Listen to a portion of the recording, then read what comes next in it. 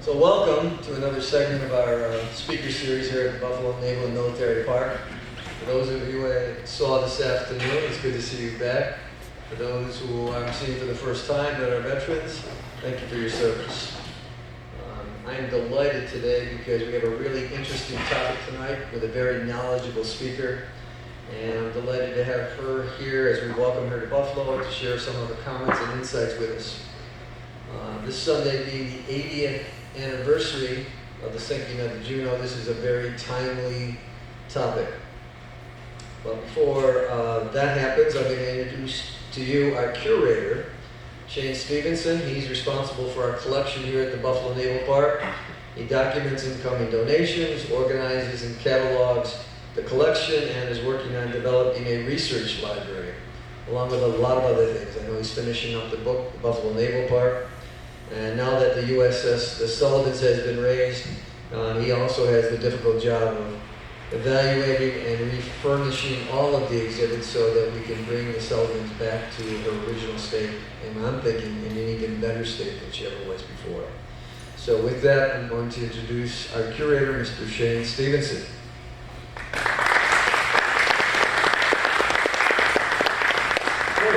Thank you, Paul. It's appreciated, and if you were here for the event this morning, our Veterans Day ceremony, thanks for being here, and it was very poignant, and a lot of lessons were learned.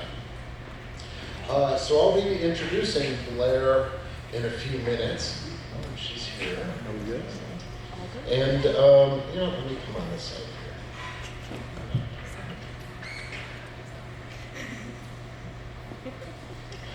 Is this a good time to shut the lights off, maybe? Anytime is good. Oh, time's a good time to shut the lights off. Oh, very true. All right, hopefully this works for everyone and people can still see. So, yeah, before Blair's presentation on the legacy and loss of the USS Juneau, it would be good to kind of give a few minutes of just kind of what the background is a little bit. Right, so this screen's been up here for a few minutes. I'm sure we'll have a geography lesson in a little bit. But the Juneau was lost along with about 30 other ships during the Battle of Guadalcanal from August of 42 through, let there be light. Don't know why, but okay.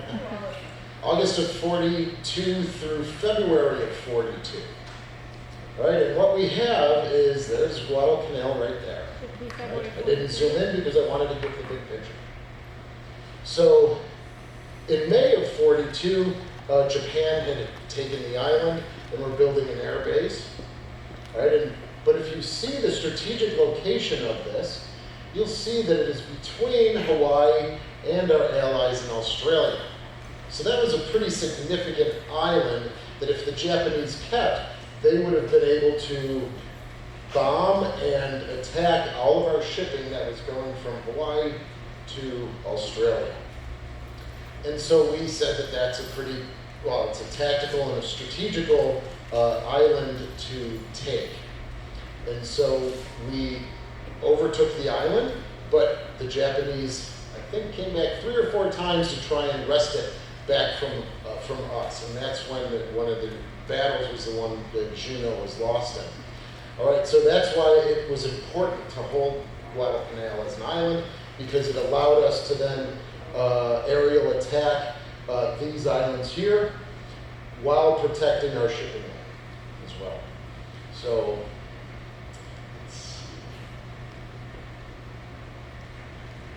the Juneau story is not just related to the 5 Sullivan brothers, but here we have Edmund Mozgawa and Jerry Reilly, who both served with the 5 brothers from Western New York. Edmund was from Lackawanna, and Jerry was from South Buffalo. All right, so eventually over time, I'd like to do more research into their lives. I don't have much more information, but certainly when we talk about the Juneau's loss, I like to mention the 2 guys from Western New York that served aboard. In addition, of course, we have the 5 Sullivan brothers. This is not a well-known photograph, but this year we went to, Stephen and I, the education director, went to the Grout Museum in Waterloo, Iowa, and they have a wonderful collection of Sullivans from the time they were younger, teenagers. I didn't see any pictures when they were children. But this potentially, being in January of 42, is the last picture of the Sullivan family when they're all together. So we have, usually we'll see a picture like this of the Sullivans, right? Standing on with the, during the commissioning, and you can just go boing, boing, boing, boing, boing. Well, now this shows the family, expanded family. So you have Albert here, who was the youngest. You have his wife, because he was the, even though he was the youngest, he was the only one who was married.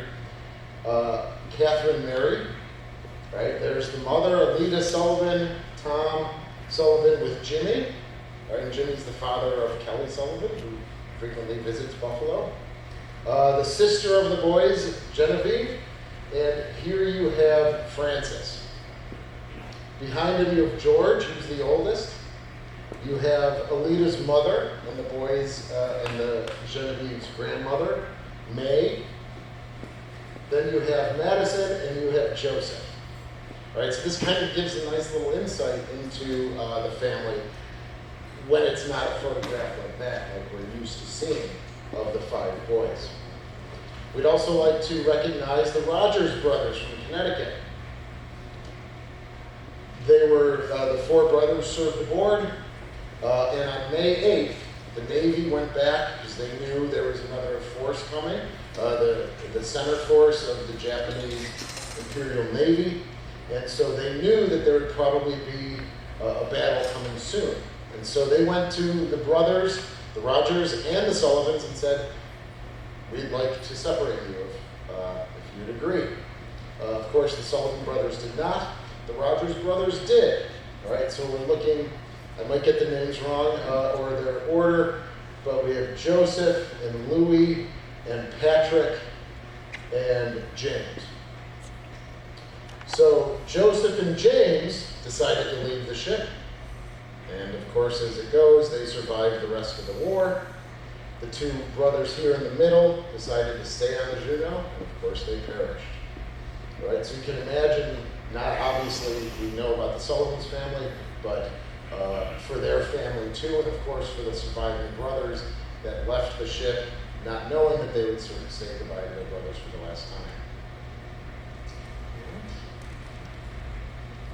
So now we can get to the real part of the program. Blair, there's Blair. I'd like to introduce Blair Atcheson. Right, she is the management analyst for Naval History and Heritage Command's Underwater Archaeology Branch, located in Washington, D.C. She was born and raised in Texas. Blair earned a BA in history from Texas A&M University. Oh boy, is that an Augie? Aggie? Sorry, okay, thank you. Augie. Yeah, let's play with some augers, right, okay. Able to combine her interest in military history and shipwrecks, Blair has been at Naval History and Heritage Command since starting as an intern in 2010. In her current role, Blair administers the permitting program for research directed at the U.S. Navy's collection of over 18,000 ship and aircraft wrecks. She conducts archaeological research, she specializes in World War II research, and develops and implements historic preservation policy for the Navy's submerged cultural assets. And I love that phrase, the submerged cultural assets. So we'd like to welcome Blair to Buffalo, and she can begin the program.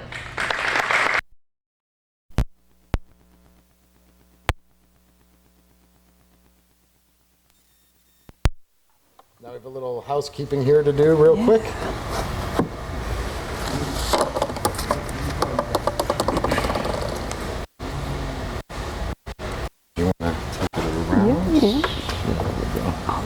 And then I'll sit back here.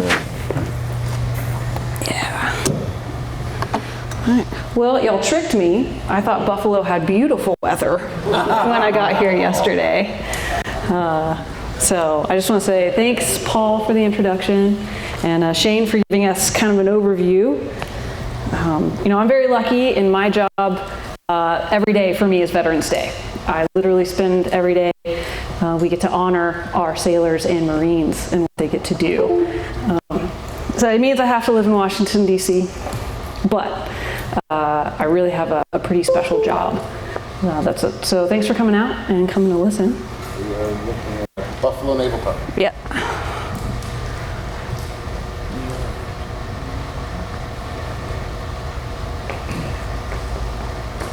So I'm going to start by kind of going over submerged cultural heritage and what that means in the U.S. and what we do, and then a little bit about our branch. We're getting to an assessment of the Juneau wreck. See how I feel? Yeah, click away. Click away. All right. So this is Juneau, right when she came out. This is a very early photo. And yeah, so this is kind of the topics we'll go through. So most Americans have a connection with the water, whether it's the oceans, the Gulf, the Great Lakes, canals, and humans have left behind evidence of maritime activity from the indigenous peoples, the colonial era, to the last 250 years as a nation. And archaeology specifically is the study of human history through the material remains of past peoples and civilization. So, when we talk about maritime resources, what are we talking about? It's the ports and harbors. This will be rapid fire. The docks and ships, coastal fortifications, maritime infrastructure such as lighthouses, the canals. Oh, that's the Erie Canal. Yeah, throw that in. To the ships themselves. So say Buffalo, all of those things. I should have put in the historic ships we have here. I am biased, so Texas, and I work for the Navy, so Constitution. So these are the tools. And then getting into my area of research, submerged cultural heritage. That's the shipwrecks that have been excavated and are now on display, to those left in situ, so place, and they're studied at great depths, as we'll see with Juneau, or really shallow waters or on beaches. To things you might think about, such as aircraft. When you hear maritime resources, the first thing you're going to think about is not aircraft wrecks. To those that carry great significance and extra weight, such as Arizona. It's important in our field to always remember the intangible along with the tangible. So remember the sailor behind the object when we're doing this. One of my favorite quotes from an old salt when the Navy was going from wooden to steam ships, he's quoted as saying, the Navy used to have wooden ships and men, and now the Navy has steel ships and wooden men. But what does every maritime... The motto of the Navy is forged by the sea, and that invokes that intangible heritage of our past, is creating our way towards our future. So you might be asking to yourself, why is the Navy investing in archaeology? Well, in part, there are laws and regulations that require us to manage historic and cultural resources, but it's our way of remembering and honoring the sacrifice of our sailors and Marines. In addition, to preserve those tangible pieces of history that often highlight the most pivotal moments in our nation's history. We're able to bring in lessons from the past for our current sailors, provide real-world training opportunities for the fleet, and probably most importantly, protecting the war graves, because the Navy sees a wreck as the fit and final resting place. So now I'll go into our branch. I'll dive on in. That's one of my colleagues, George. We were down in Florida this summer looking for an 1820s schooner. We have, but we will. So I'm from the Naval History and Heritage Command. Our headquarters is located in Washington, D.C. on the Washington Navy Yard, and we are the Navy's institutional memory. Our mission is to preserve and present an accurate history of the U.S. Navy. We have archivists, historians, artists, curators, or archaeologists, 2 historic ships, Constitution and Nautilus, and 9 Navy. How many museums? 9. One more. And then the branch, we assist NHHC in its mission by preserving, analyzing, protecting, and managing the departments. This includes Marine Corps. They don't love that. Collection of sunken and terrestrial military craft around the world. We have 4 main functions: cultural resource management, archaeological research, conservation, curation, and public outreach. So what's in our collection? 3,000 shipwrecks and about 18,000 aircraft wrecks. This is a little low in our accounting. So these span from the American Revolution through the nuclear age. And they're protected, well, they remain government property, regardless of when or where they go down. And they're protected from unauthorized disturbance by the Sunken Military Craft Act. So I should say, you can dive, you can do non-intrusive research, you can search for vessels, you just can't touch or take anything from them without prior authorization from the Navy. So why does the Navy retain ownership? Why do we keep our sunken military craft? Well, beyond their historical value, they're maritime graves, often. They're carrying environmental concerns, such as oil, or public safety hazards, such as unexploded ordnance. You can still explode Civil War ordnance. Actually, we just burned some black powder from a 1811 cannon that was recovered. Or it contains sensitive material that we still don't want to get into enemy hands. And there's all sorts of overlapping jurisdiction with state and federal agencies, plus most of our wrecks are out in national or foreign waters. So the Sunken Military Craft Act protects our wreck sites around the world, but it also protects foreign craft in U.S. waters. So it's to encourage reciprocity and agreements. It's trying to say, we're protecting your wrecks. Can you please protect our wrecks in your waters? So that's the cultural resource management sign. We are all archaeologists and conduct archaeological research. We do it within Navy, our office. We partner with a ton of people, other federal agents, state organizations, academia, and the private sector. And then we, as we said earlier, have a permitting program to authorize intrusive research on our wreck sites. We have a conservation and curation lab on the Washington Navy Yard. We're able to do everything from in the stabilization, taking it to our laboratory for treatment, conservation, and then getting it out into the public. We don't want to keep these artifacts. We want them out into museums. They're public assets, so that's where they should be.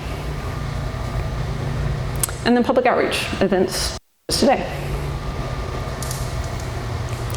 So the more interesting part, Juneau. One more click. So analysis and writing reports is part of our cultural resource management function of our office. Over the last, say, 5 to 7 years, most of the deep water wrecks have been discovered by ocean exploration groups. And if we're lucky, it's a group like Vulcan, coordinating with our office and providing the information, because they recognize that ultimately we're responsible for these shipwrecks. And they didn't need permission because they weren't doing anything intrusive. It was all remote sensing equipment, ROVs. So Juneau was discovered by Paul Allen's research group, Vulcan, aboard the RV Petrel in March 2018. By the time they wrapped up operations in 2019, I believe, I could be off, but I believe they found over 30 US Navy shipwrecks out in the Pacific. And that's data and information that would otherwise be inaccessible to us. And they found notable sites such as Indianapolis and Lexington. So when we get data from, it'd be pointless, we get terabytes and terabytes of data. It would be pointless for us to just put it in the shelf. That's not teaching us anything about the site. So the first thing we have to do is learn everything we can about the ships. Find out what makes this wreck unique. Because most of the time, shallower waters where there's marine growth, you can't see the paint, you can't see the hull number or the nameplate. So there's been times where we're putting rungs on a mast to try to tell which site or which wreck this might be. And then we learn about the history of the ship. One more. So Juneau had a short but notable naval career. She mostly did carrier escort for Wasp and Hornet out in the Pacific before she was sunk at the Naval Battle of Guadalcanal on 13 November 1942. She's most well known for the loss of the 5 Sullivan brothers, and her legacy continues here today. The loss and the sacrifice of the Sullivan family resonated deeply with the nation then and today. So the Naval Battle of Guadalcanal, Shane went over some of this, but it was a series of land and sea engagements. And it was the response to the Japanese trying to reinforce their troops on land, as well as the goal was to take or destroy Henderson Field. So between the 13th, or the 12th and the 15th, there's a bunch of different engagements. So on the night of the 13th, just after midnight, Juneau was struck by a torpedo So the American task force, Allied task force, ran into the Japanese bombardment fleet, and a close quarters battle erupted in the night. Very early on, within minutes, Juneau was hit forward amidship on the port side. Enough damage to buckle the fantail, break the keel, and take out the steering. So they were able to limp away from the battle, do repairs all through the evening, and meet up with the task force, the remains of the task force, in the morning. Her sister ship Atlanta was lost during the night. On their way to what is now Vanuatu, it was struck by a torpedo from Japanese submarine I-26 in almost the exact place as the torpedo hit from the night before. So there was an almost instantaneous external explosion that eviscerated the ship. I'm actually going to read a description from the USS Helena report about the sinking. It says, there was a terrific explosion. The ship broke in two and disappeared in 20 seconds in a cloud of black, yellow, and brown smoke. Debris showered down among the vessels of the formation to such an extent that some observers thought that a high-altitude bombing attack was going on. So it was a violent explosion, and the ship disappeared.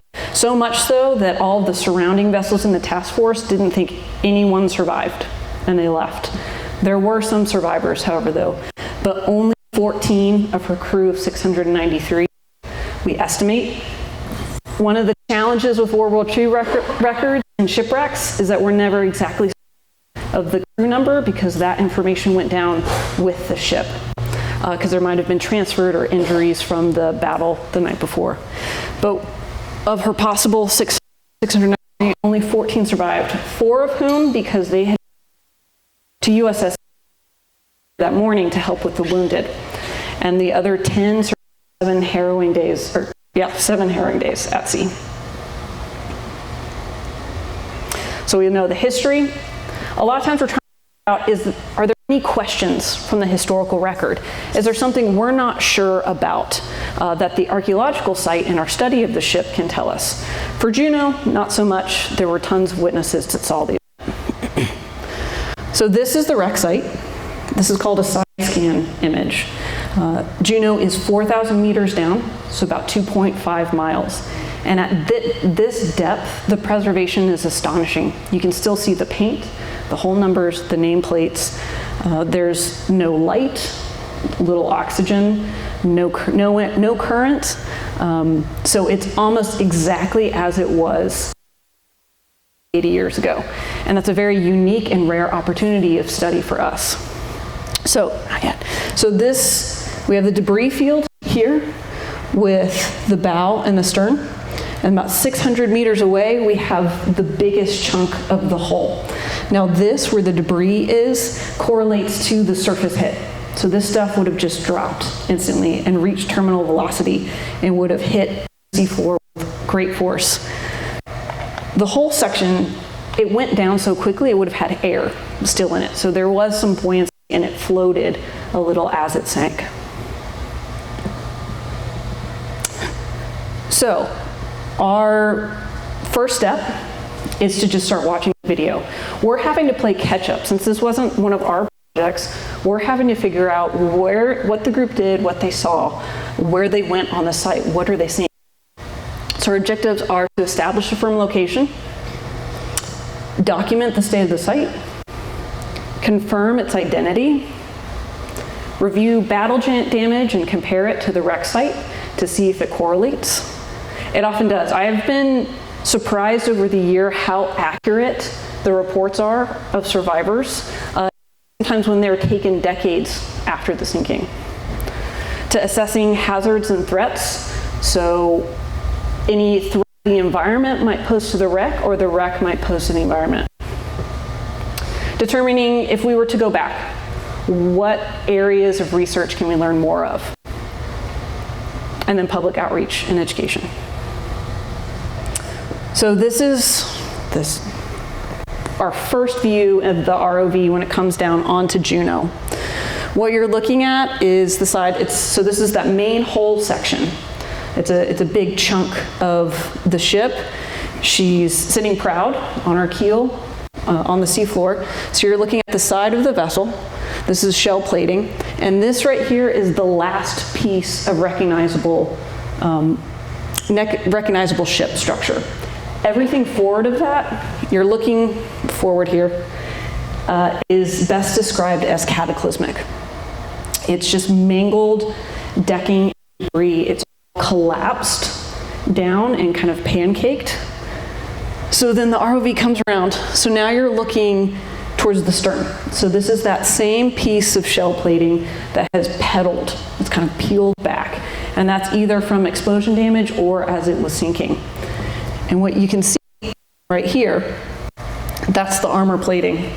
So the kind of force to bend armor plating like that is pretty incredible.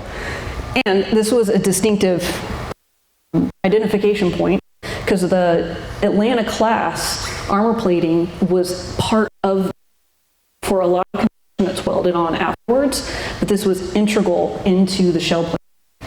So then this is coming around the front. What you see here, it's hard to tell, is that that's some of the decking that has collapsed and then has flipped back up over on itself. For lack of a better term, we called it tacoing. Because when you're looking at it, it looks like the decks have created a taco of themselves. And so this is the point on the forward section. Now we don't get a lot of really good views here, and part of that is because it would have been too dangerous for the ROV to get closer. It is tethered all the way to a ship, 2.5 miles up, so there's too many snags. So in order to not injure the ROV or damage the wreck site, they can't get too close on either of the break points. So that was port side. This is the same area, starboard side. So you kind of get a better view here. This is the main deck. So we're right here on the ship. You can see this is main deck, and then you got second deck there. And the shell plating is gone in this case, and so you can see how the decks have squashed. And this right here is this deck has flipped up and over. So you're looking at what should be the ceiling if you were on the second deck.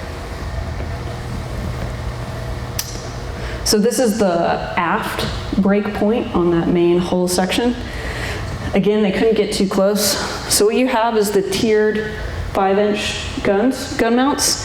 You have 6, 7, and 8. Video, all we see is 6, 7, giant hole where 8 in the deck should be. And you can see here, some of the decking has been blown upwards.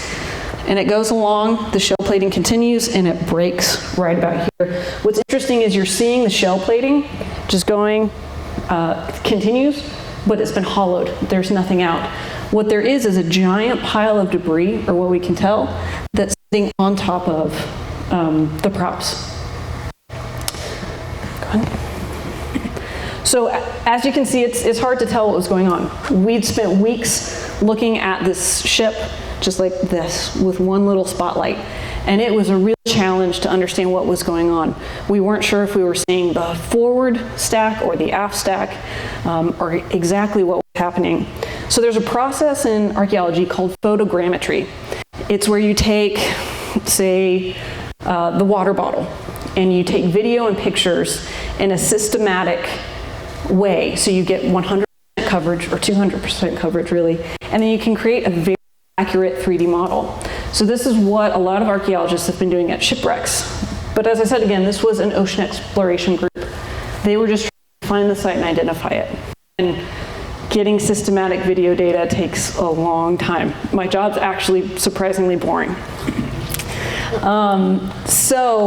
But one of my brilliant colleagues was like, well, let's see if the software can at least piece together the images so we can understand what's going on. So this isn't an accurate model, but it does help show us what's happening. So then we can confirm that what we're seeing here, this is port side, is the aft stack. Here's that pedaled piece of shell plating. Here's the forward break, where the decks have just flipped back over on themselves. And then you have the torpedo tubes and one of the waist 5-inch gun mounts. Next. So this is everything we see of the starboard side. You also can see here kind of the areas of the ship that didn't get covered by video. So we're starting stern towards the bow. So we don't see the stern break point, but then we have the 5-inch gun, torpedo tubes, and then the damaged. You can kind of see how the decking goes back on itself there. Now, that's not surprising necessarily that the decks collapsed. This would have been one of the forward engine rooms or fire rooms. So big cavernous spaces, not a lot of structural integrity, especially when it's blown to bits. So this was the first moment we got to really see how much of the ship was lost. And this was a pretty sobering moment for us. You know, we get very technical and into the details, but at this moment you realize how many men were lost literally in a minute, in 20 seconds in a minute. So all that remains is this section of the ship intact. And then we have the bow and the stern, which we'll talk about a little. But yeah, you can just see, next slide. So basically this whole section in red of the ship is where both torpedo hits happen. So the one in the night and then the one the next morning. And none of this is left. That's a whole, almost half of the ship is gone. So we have this section and a little part of the fantail in the bow. So just some interesting things to note. On the main hull section, we have the aft stack. Luckily the stacks had this really shiny aluminum, so it's super easy to spot in the debris field. But the stacks are almost never intact. We were actually surprised to see this much, and I think that's because it sank so fast. Because normally, internal explosion, violence and fire erupts out of the stack and blows it to bits. So, as you can see here, here's the kind of stanchion or mount for the boat crane. You can see it right here. And then you have the mast bent backwards, and we actually found the boat crane right here on the port side. It crushed the blast shield for the torpedo tubes. And that, you know, you discover your 6th or 7th time watching the video, going, that's not supposed to be there. Cool thing is that you can still see the camo paint. I don't know what the Navy put in its paint 80 years ago, but it's still there. So we can see the camo, because we weren't totally sure. This is one of the last pictures of Juneau of what her camo was when she went down, but we can confirm it was this configuration. And then on the only kind of part of the superstructure, besides you had the stack, then you have the aft gun director and the 1.1-inch quads. And then there's a better picture of the prop. Yeah, port, and we think that's part of the starboard, right over there. So the bow and stern. And all of the ocean, 4,000 meters down, somehow the stern landed on top of the bow. So, yeah. We don't know if they got commingled towards the surface and it fell, or if the bow literally hit the seafloor and the fantail right on top of it. And it's not the whole fantail, it's just kind of about half of it. So this right here, what we assumed was the stern anchor, because you see the depth charges are up here, is actually the starboard anchor for the boat. So the bow is laying on its port side, and then you have the fantail sitting on top of it. And this is some of the windlass gear attached to some main decking. You can see a chain coming down somewhere in the video, and so we know it just kind of got caught and dragged down with the ship. So the bow. This is the end brink point of the bow. What you're looking at is, remember, it's on its side, so its shell plating is all that remains. Everything inside was essentially scooped out, and it's kind of collapsed in on itself. So if you go up the shell plating, you come again, there's another view of the anchor, the starboard anchor. You come up around and over that, and now you have a view of the bow. And you have that very distinctive knuckle bow, which was unique to cruisers, US cruisers of the era. So you certainly knew this was a US ship. So you come around the bow, here's the bow right here, paravein cathead still in place. And there's the windlass gear, the anchor's right on the other side. And then this is the break point of the fantail. It's basically, it's almost unrecognizable. And you can see it sitting on the bow. So next to the stern. So this is the end, the transom. So you can see the depth charge tracks. Shed 2 should have been full with 6 to 8, I believe. Some of the depth charges are still in place. You've got 2 there and 1 there. So then you can come up underneath, and there is U, N, and E. So we know we have Juneau. It's usually not this easy to identify wrecks. But that's also a pretty powerful moment when you can read the nameplate. This was us trying to draw out what we were looking on. We also tried to do a model of the bow and stern. It didn't come out as well. So normally in archaeology, you develop a site map. So we're scuba diving and we're drawing out and measuring everything and creating a site plan. We can't really do that with these deep sites. So this was us just taking the video and trying to figure out what was going on. So the guns, everyone loves the guns. Juneau had 16 5-inch 38 caliber dual purpose guns. Dual purpose means they're effective against air and surface targets. So she had tiered in front, so 16 guns and 8 gun mounts. 3 tiered on the front, 1, 2, and 3. 4 and 5 were starboard and port waist guns, and then 6, 7, and 8. So these are the waist guns, still in place on the main hull section. This is 6 and 7. So 6 has fallen backwards, and 7 is falling kind of into the hole where in the deck where 8 should be. So we're missing all the guns from the forward end of the vessel. There's this one gun mount out in the debris field. We believe because of the structure still attached to it from the handling room, we think this is gun 2 or 3. So in the debris field, this is the only really evidence of forward superstructure. This is the gun director mount on the forward. It's just kind of fallen forward into the debris field. There's the gun director several hundred feet away.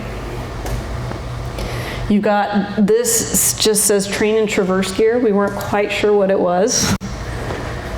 Some shell plating, some blister shields, 20 millimeter gun belt.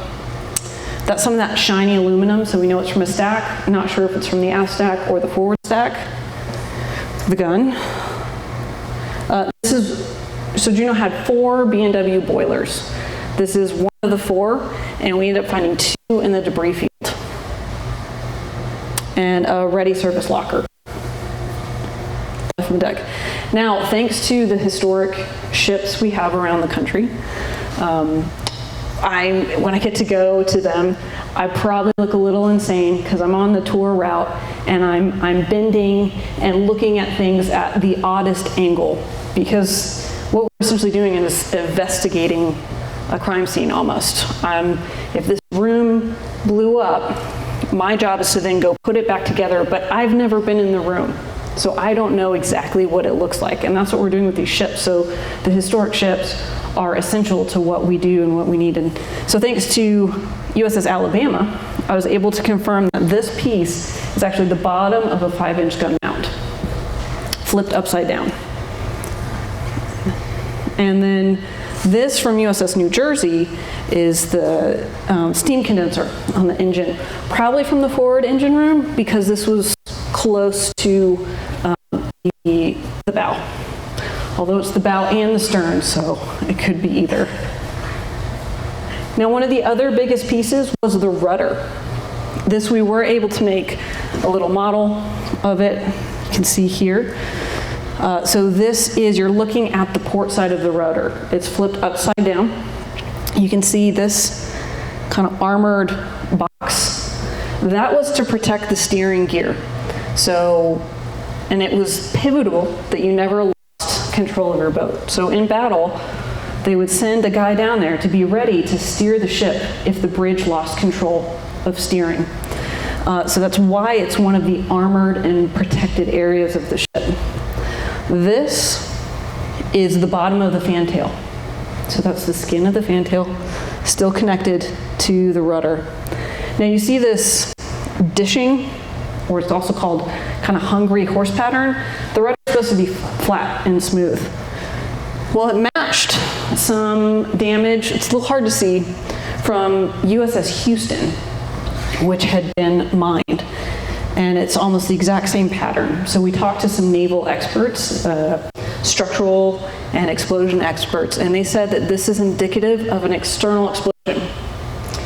So that was our first clue that maybe Juneau was hit by more than one torpedo that morning. So all in all, possibly 3 torpedoes. So we went back to the survivor accounts to see if there was anything. And I'm going to read them so you hear it in their own words. So one of the survivors, signalman, said, "All in all, I believe we received 3 torpedo hits on the night battle and 2 the following day by submarines. I distinctly recall 2 violent explosions. That's why I assume that Juneau was struck by 2 torpedoes on November 13th. And then the commander of Helena ended up writing a report on the loss of Juneau, said that the director operator, Mount 1, starboard side amidships on the searchlight platform, saw a torpedo wake as it passed astern of the ship, so astern of Helena. Juneau was turning right during this time. Torpedo believed hit port side of fantail as she was turning. So one witness from another ship believed they saw the torpedo hit the fantail as Juneau was trying to turn and escape the torpedoes. So we have 2 witnesses essentially saying that they believe that a torpedo hit right about here. So, okay, is there evidence elsewhere on the ship of a second torpedo hit? This is on the starboard side at the very bottom, so its sea floor is down here. You're almost getting to the keel. This is the furthest kind of break point. You can see here. So this is what's left of the aft end of the ship. And you're looking at those 2 kind of circles. And there's some of that, it's a little hard to tell, but there's some of that dishing there as well. So this area did experience some kind of external explosion. Our first question to some of the experts was, well, could the fantail break off just because of the forward torpedo hit? The response is yes. So it was already damaged the night before, and a forward torpedo hit can snap off the fantail. But because of the extent of damage in this area, we believe it's more likely than not that a torpedo hit here. If we go back, that's one of the things to put in our future report, our future things to do on the site, is to examine the area more closely to see for more evidence. However, it's likely that the damage is so bad that we'll never actually be able to confirm completely that there was a second torpedo hit. You mean a third? Sorry, third, yes. So second the morning of. So one of the other things we do, like I said, we study threats to the ship. And I had an intern this summer, a marine biologist, do a little bit of research about the marine life we were seeing on some of these deep wrecks. She had Lexington, Juneau, and Helena. And on Juneau, we had a lot of red shrimp. There's this guy here. So, had a lot of red shrimp. Sea anemones, that's a tough word for a Texan. They are distributed very sparsely around the site, except at the nameplates for all these wrecks. We're not sure why. And then this is a sea cucumber, known by scientists as a headless chicken monster. So those were found near the site, kind of on the way down as they were descending.